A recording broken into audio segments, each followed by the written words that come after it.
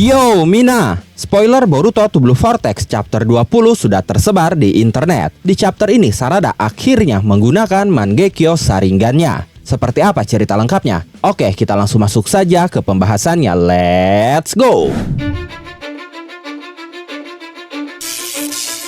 Cause I don't give a fuck what you say. Yeah, I'ma do shit my way. So you can go kick rocks, I'ma stack bricks up, build what I want to make. Yo, I got a lot of shit to say, so I'ma do this every day. I'll be writing things until I'm fucking buried in my grave. 6 feet deep under, but my body won't decay.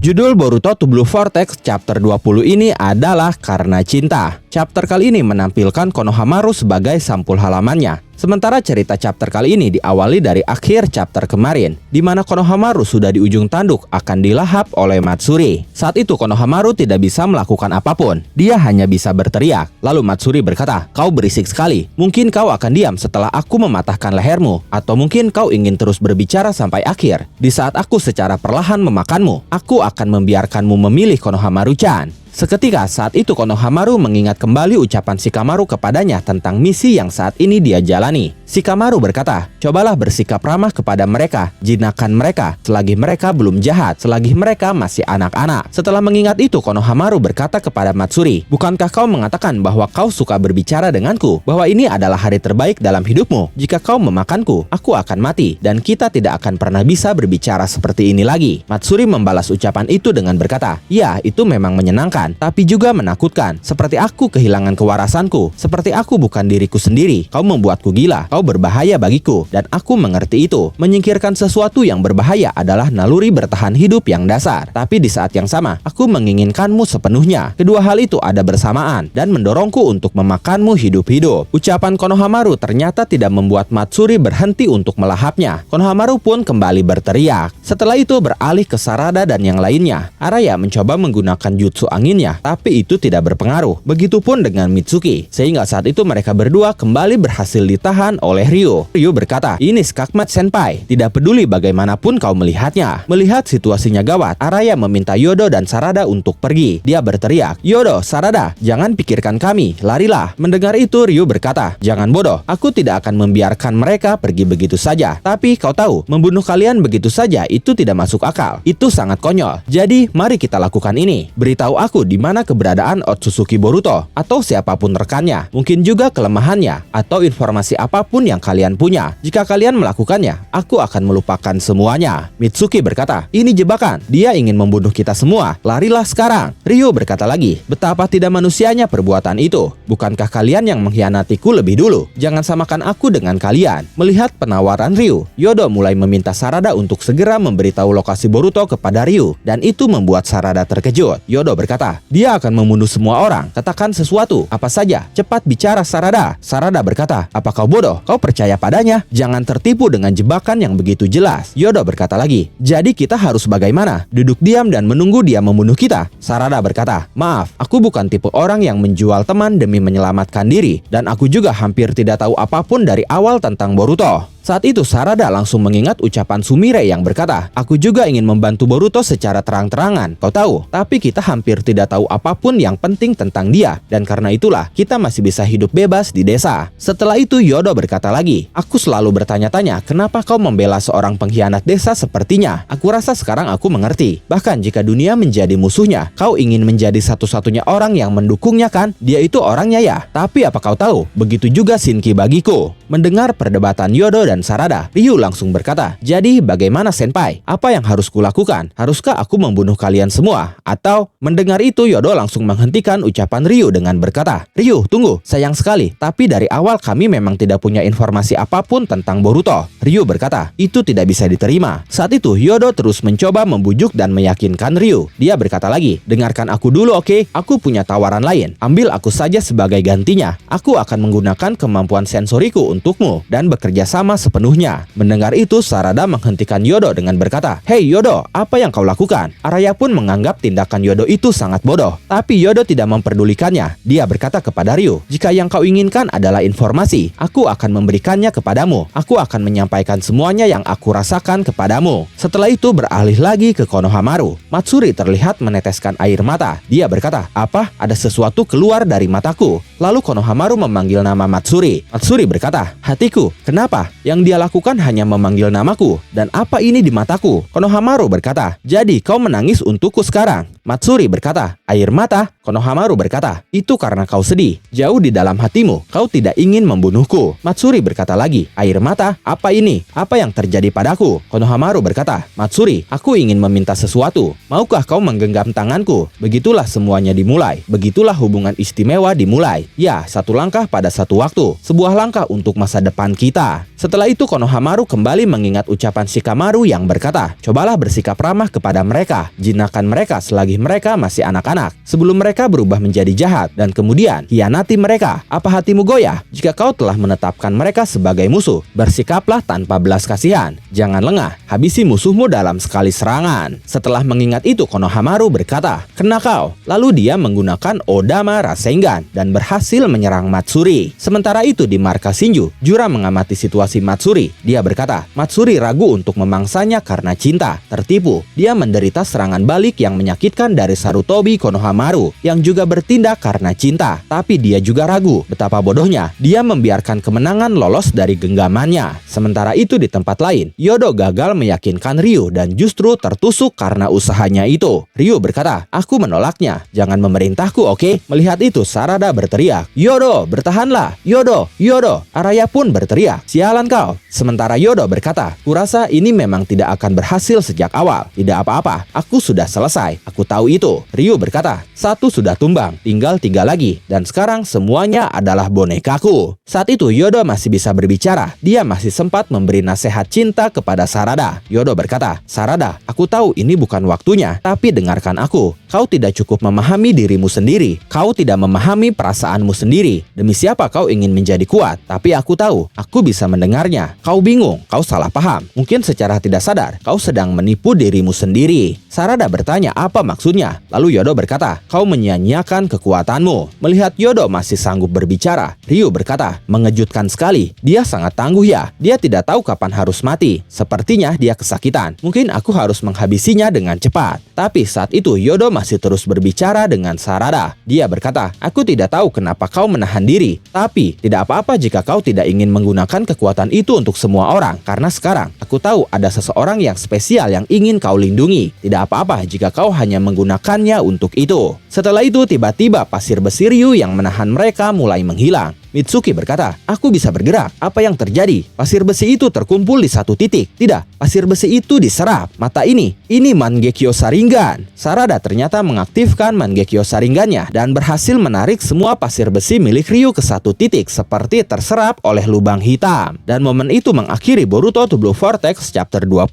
kali ini. Bagaimana menurut kalian tentang chapter kali ini? Silahkan tulis dan diskusikan pendapat, asumsi, spekulasi, dan teori kalian di kolom komentar. Oke, terima kasih sudah menonton video ini sampai akhir. Mohon maaf jika ada kesalahan dalam narasi maupun dalam terjemahan dan penyebutan istilah asing. Tetap nantikan konten Boruto dan konten menarik lainnya hanya di Animangati. Sekali lagi terima kasih dan sampai jumpa di video selanjutnya.